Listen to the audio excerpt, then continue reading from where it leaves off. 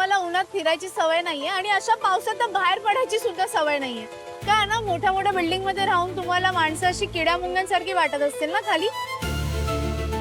हा नाहीतर ना तुम्ही तुमच्या एरियामध्ये हा रिसर्च करा.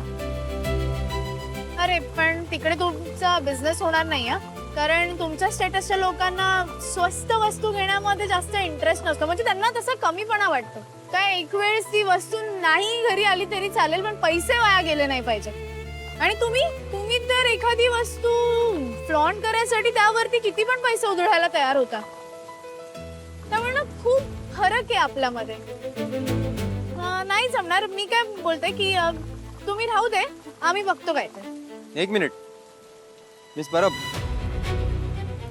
तुम्ही जसे आहात त्यात तुमचा काही दोष नाहीये आणि मी जसा आहे त्यात माझा काही दोष नाहीये. आणि ही श्रीमंती आहे ना, ही कमावलेली आहे. लुटलं नाहीये कोणाला, चोरी नाही केली मी केलेले कष्ट आहेत.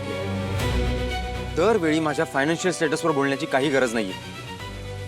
मी पैसा कमवतो म्हणजे चूक करत नाही. तुम्ही कमवा. श्रीमंत माणूस हा दुष्टच असतो, वाईटच असतो असं अजिबात नाहीये, कळलं? मला असं म्हणायचं नाहीये. नाही तुम्ही इथेच थांबा, मी दाखवतो कसं सेल्स करतात. नको नको, मला माहितीये तुला जमूच शकतं.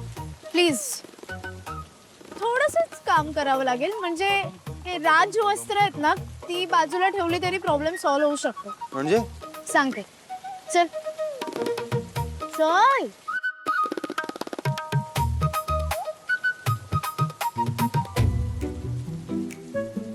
काय मॅम, किती वेळ? आणि हा सर कुठे आहेत? ते काय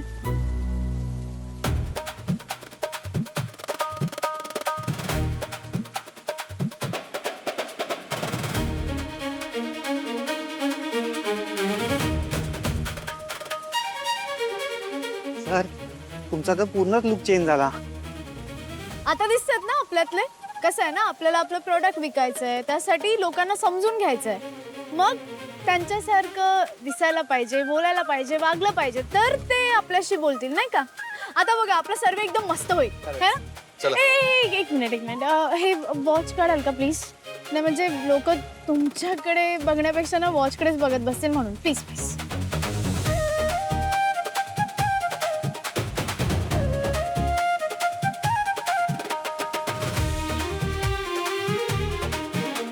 एक सेकंड. काय करते? रिलॅक्स. मी तुम्हाला गर्दीतून असं पावसात भिजत आरशात सुद्धा बघायला वेळ नसणाऱ्या सर्वसामान्य माणसासारखं बनवते. एक सेकंड. बस बस बस बस बस. परफेक्ट. अजून एक गोष्ट राहिली. काय आहे? थोडं स्माइल करा ना प्लीज, थोडंसंच. काय ना, नाहीतर असा गंभीर चेहरा करून गेलात तर वाटेल की तुम्ही हप्ता वसुली करायला आलाय किंवा थकलेलं भाडं मागायला आलाय म्हणून. बरं अजून एक, हे